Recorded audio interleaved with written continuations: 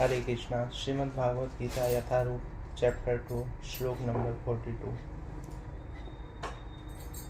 यदि मनुष्य के कर्मों से कृष्ण प्रसन्न हो जाए तो प्रत्येक व्यक्ति संतुष्ट होगा, किंतु कृष्ण भावनामृत में सेवा गुरु के समर्थ निर्देशन में ही ठीक से हो पाती है, क्योंकि गुरु कृष्ण का प्रामाणिक प्रतिनिधि होता है जो शिष्य के स्वभाव से परिचित होता है और उसे कृष्ण भावनामृत की दिशा में कार्य करने के लिए मार्ग दिखा सकता है। अतः कृष्ण भावनामृत में दक्ष होने के लिए मनुष्य को दृढ़ता से कर्म करना होगा और कृष्ण के प्रतिनिधि की आज्ञा का पालन करना होगा। उसे गुरु के उपदेशों को जीवन का लक्ष्य मान लेना होगा। श्री विश्वनाथ चक्रवर्ती ठाकुर ने गुरु की प्रसिद्ध प्रार्थना से उपदेश दिया है, यस्य प्रसादात् भगवतो प्रसादो यास्या प्रसादान गति कुतोपि ध्यानवस्तुस्तस्य यश्शिष्यसंध्यं वंदे गुरु श्रीचरणारविंदम। गुरु की तुष्टि से भगवान भी प्रसन्न होते हैं। गुरु को प्रसन्न किए बिना कृष्ण भावनामृत के स्तर तक पहुँच पाने की कोई संभावना नहीं होती। अतः मुझे उनका चिंतन करना चाहिए और दिन में 3 बार उनकी कृपा की याचना करनी चाहिए और अपने गुरु को सादर नमस्कार करना चाहिए। किंतु यह संपूर्ण पद्धति देहात्म बुद्धि से परे सैद्धांतिक रूप से नहीं वरन व्यवहारिक रूप से पूर्ण आत्मज्ञान पर निर्भर करती है। जब सकाम कर्मों से इंद्रिय तृप्ति की कोई संभावना नहीं रहती, जिसका मन दृढ़ नहीं है, वह वहीं विभिन्न सकाम कर्मों की ओर आकर्षित होता रहता है।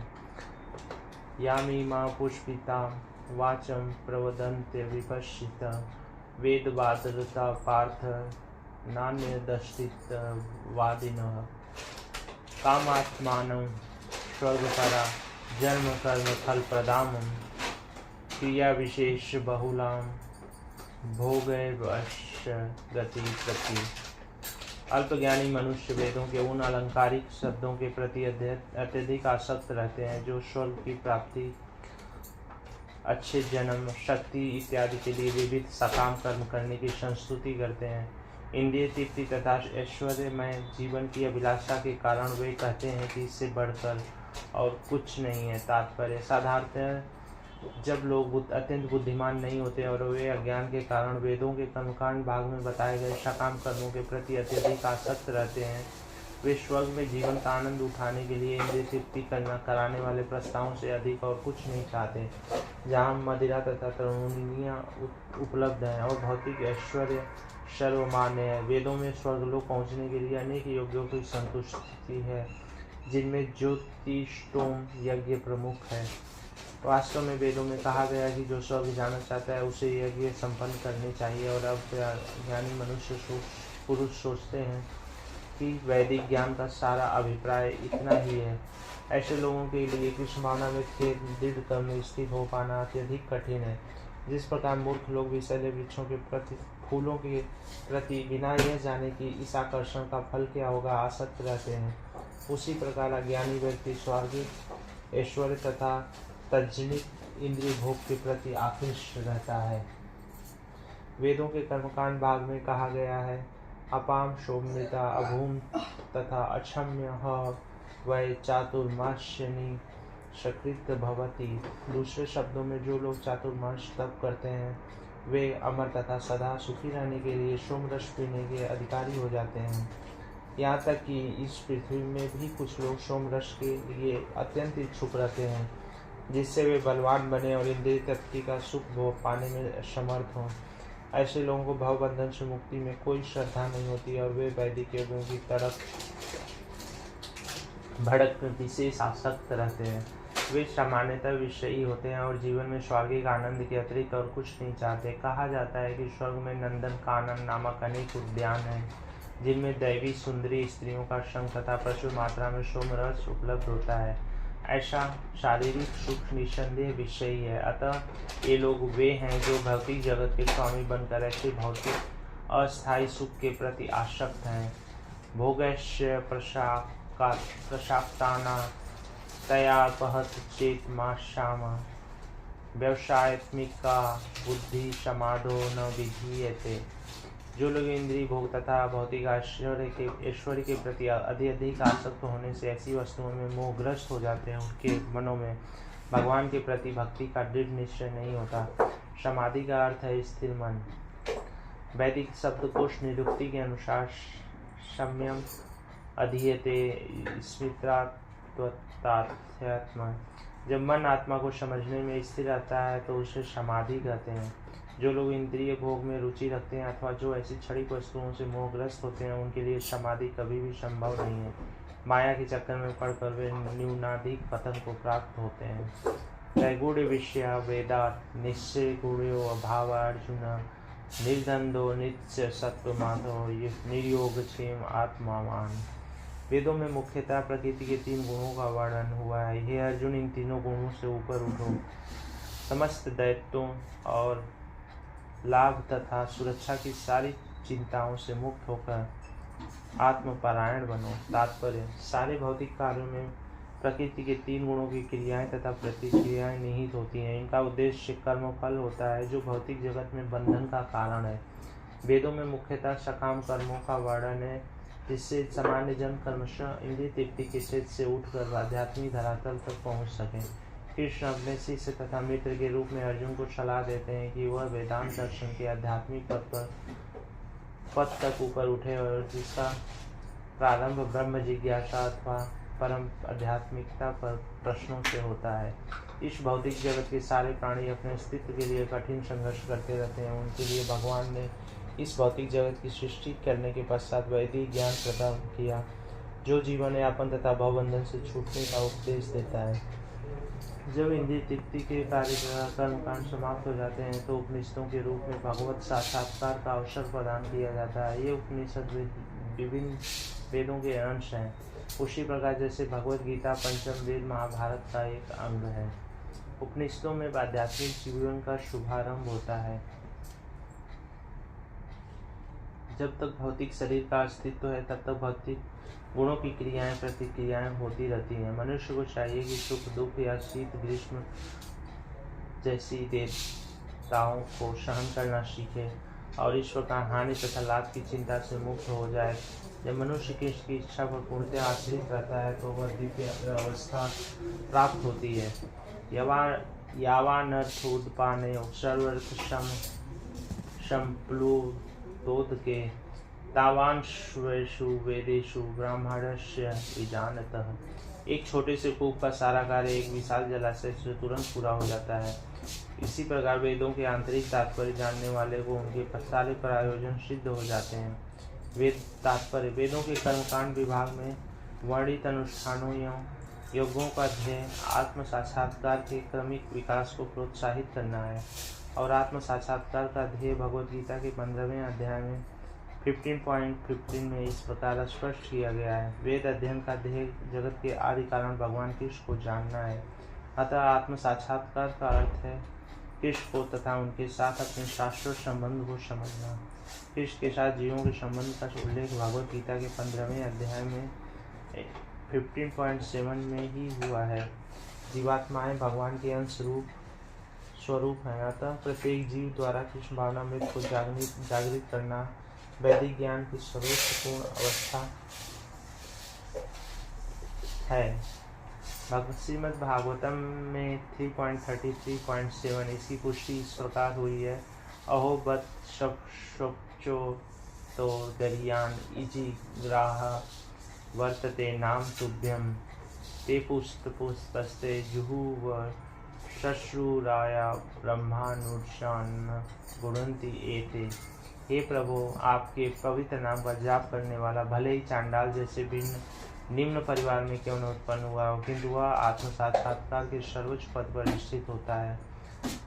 ऐसा व्यक्ति अवश्य ही वैदिक अनुष्ठानों के अनुसार सारी तपस्याएं संपन्न किया होता है और उन्होंने अनेक बार तीर्थ स्थानों में स्नान तथा वेदों का अध्ययन किए होता है। ऐसा व्यक्ति आर्यकुल से सर्वश्रेष्ठ माना जाता है।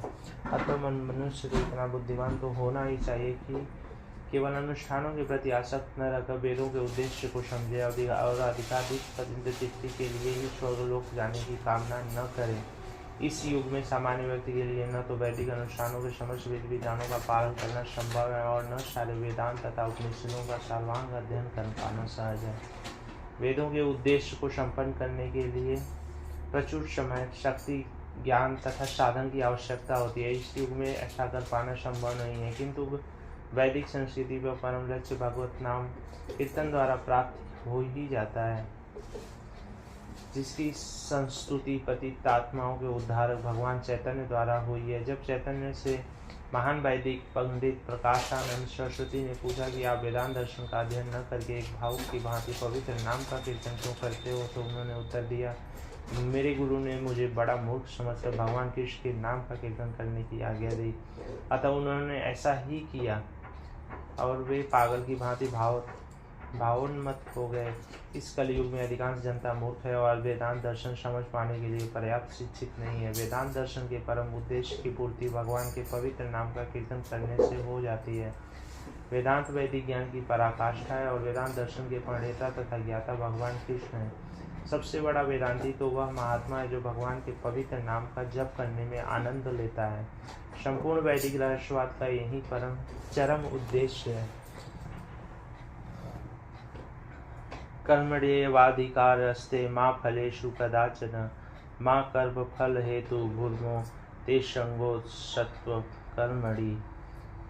तुम्हें अपना कर्म कर्तव्य करने का अधिकार है, किंतु कर्म के फलों के तुम अधिकारी नहीं हो और तुम न तो कभी अपने आप को अपने कर्मों के फलों का कारण मानो और न ही कर्म न करने में कभी आसक्त हो। तात्पर्य, यहाँ पर 3 विचारणीय बातें हैं: कर्म, स्वधर्म, विकर्म तथा अकर्म। कर्म स्वधर्म वे कार्य हैं जिनका आदेश प्रकृति के गुणों के रूप में प्राप्त किया जाता है, अधिकारी की सम्मति के बिना किए गए कर्म विकर्म कहलाते हैं। और अकर्म का अर्थ है अपने कर्मों को न करना। भगवान ने अर्जुन को उपदेश दिया कि वह निष्क्रिय न हो, अपितु फल के प्रति आसक्त हुए बिना अपना कर्म करे। कर्म फल के प्रति आसक्त रहने वाला भी कर्म का कारण है। इस तरह वह ऐसे कर्म फलों का भोक्ता होता है। जहाँ तक निर्धारित कर्मों का संबंध है, वे 3 उप श्रेणियों के हो सकते हैं: यथा नित्य कर्म, अल्प आपातकालीन कर्म तथा इच्छित कर्म। नित्य कर्म फल की इच्छा बिना शास्त्रों के निर्देशानुसार सतोगुण में रहकर किए जाते हैं। फल युक्त कर्म बंधन के कारण बनते हैं, अतः ऐसे कर्म अशुभ हैं। हर व्यक्ति को अपने कर्म का अधिकार है, किंतु उसे फल से अनासक्त होकर कर्म करना चाहिए। ऐसे निष्काम कर्म निसंदेह मुक्ति पथ की ओर ले जाने वाले होते हैं। अतएव भगवान ने अर्जुन को फलासक्ति रहित होकर कर्म स्वधर्म के रूप में युद्ध करने की आज्ञा दी। उसका युद्ध विमुख होना आसक्ति का दूसरा पहलू है। ऐसे आसक्ति से कभी मुक्ति पथ की प्राप्ति नहीं हो पाती है।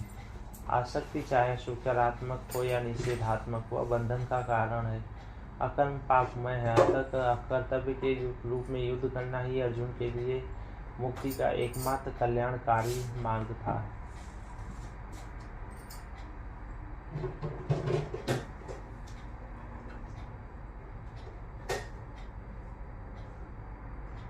योगस्थ कुरु कर्माणि संगः त्यक्त्वा धनंजय सिद्ध्यो शमो भूत्वा समत्वं योग उच्यते। हे अर्जुन, जय अथवा पराजय की समस्त आसक्ति त्याग कर समभाव से अपना कर्म करो, ऐसी क्षमता योग कहलाती है। तात्पर्य, कृष्ण अर्जुन से कहते हैं कि वह योग में स्थित होकर कर्म करे। और योग है क्या? योग का अर्थ है सदैव चंचल रहने वाली इंद्रियों को वश में रखते हुए परम तत्व में मन को एकाग्र करना। और परम तत्व कौन है? भगवान ही परम तत्व है। और चूंकि वे स्वयं अर्जुन को युद्ध करने के लिए कह रहे हैं, अतः अर्जुन को युद्ध के फल से कोई सरोकार नहीं है। जय या पराजय कृष्ण के लिए विचारणीय है।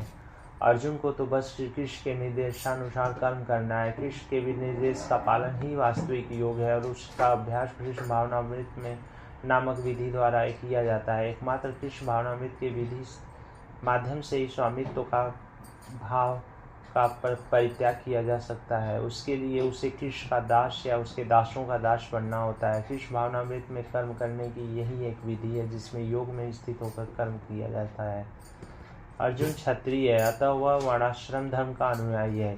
विष्णु पुराण में कहा गया है कि वर्णाश्रम धर्म का एकमात्र उद्देश्य विष्णु को प्रसन्न करना है। सांसारिक नियम है कि लोग पहले अपनी तुष्टि करते हैं, किंतु यहाँ तो अपने को तुष्ट न करके कृष्ण को तुष्ट करना है। अतः कृष्ण को तुष्ट किए बिना कोई वर्णाश्रम धर्म का पालन कर भी नहीं सकता। यहाँ पर परोक्ष रूप से अर्जुन को कृष्ण द्वारा बताई गई विधि के अनुसार कर्म करने का आदेश है।